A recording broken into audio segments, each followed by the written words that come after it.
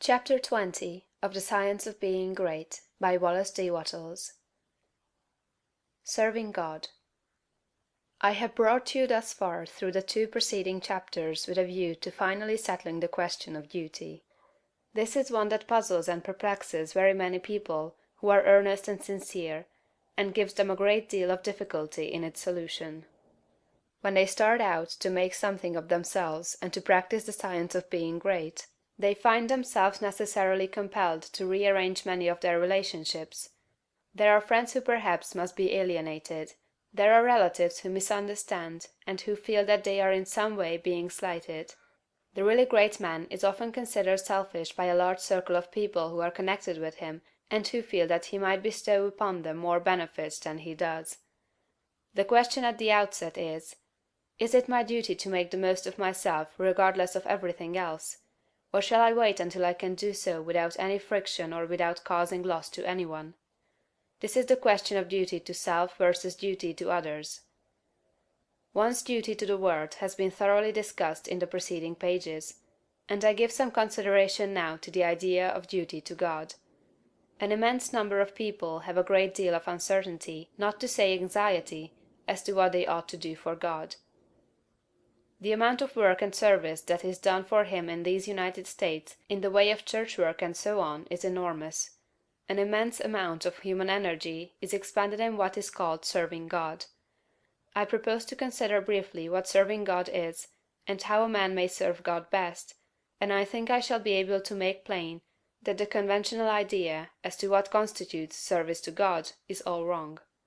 When Moses went down into Egypt to bring out the Hebrews from bondage, his demand upon Pharaoh, in the name of the Deity, was, "Let the people go that they may serve me."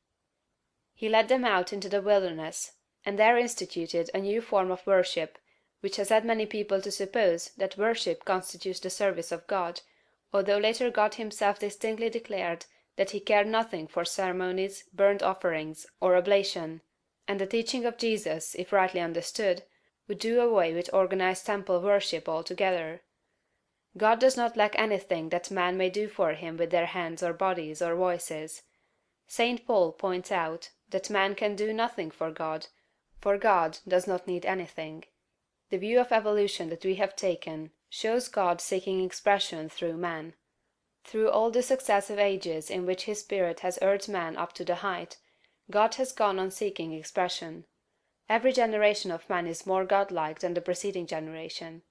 Every generation of man demands more in the way of fine homes, pleasant surroundings, congenial work, rest, travel, and opportunity for study than the preceding generation. I have heard some short-sighted economists argue that the working people of today ought surely to be fully contented because their condition is so much better than that of the working man 200 years ago, who slept in a windowless hut on a floor covered with rushes in company with his pigs. If that man had all that he was able to use for the living of all the life he knew how to live, he was perfectly content, and if he had lack he was not contented. The man of today has a comfortable home and very many things, indeed, that were unknown a short period back in the past, and if he has all that he can use for the living of all the life he can imagine, he will be content. But he is not content. God has lifted the race so far that any common man can picture a better and more desirable life than he is able to live under existing conditions. And so long as this is true, so long as a man can think and clearly picture to himself a more desirable life, he will be discontented with the life he has to live, and rightly so. That discontent is the Spirit of God urging man to do more desirable conditions. It is God who seeks expression in the race. He works in us to will and to do. The only service you can render God is to give expression to what he is trying to give the world, through you. The only service you can render God is to make the very most of yourself in order that God may live in you to the utmost of your possibilities. In a former work of this series, The Science of Getting Rich, I refer to the little boy at the piano, the music in whose soul could not find expression through his untrained hands. This is a good illustration of the way the Spirit of God is over, about, around, and in all of us, seeking to do great things with us, so soon as we will train our hands and feet, our minds, brains, and bodies to do his service. Your first duty to God, to yourself, and to the world is to make yourself as great a personality in every way as you possibly can. And that, it seems to me, disposes of the question of duty. There are one or two other things that might be disposed of in closing this chapter. I have written of opportunity in a preceding chapter. I have said, in a general way, that it is within the power of every man to become great, just as in the science of getting rich, I declare that it is within the power of every man to become rich. But these sweeping generalizations need qualifying. There are men who have such materialistic minds that they are absolutely incapable of comprehending the philosophy set forth in these books.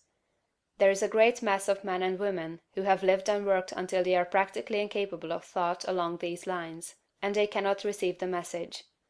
Something may be done for them by demonstration, that is, by living the life before them. But that is the only way they can be aroused. The world needs demonstration more than it needs teaching. For this mass of people, our duty is to become as great in personality as possible, in order that they may see and desire to do likewise.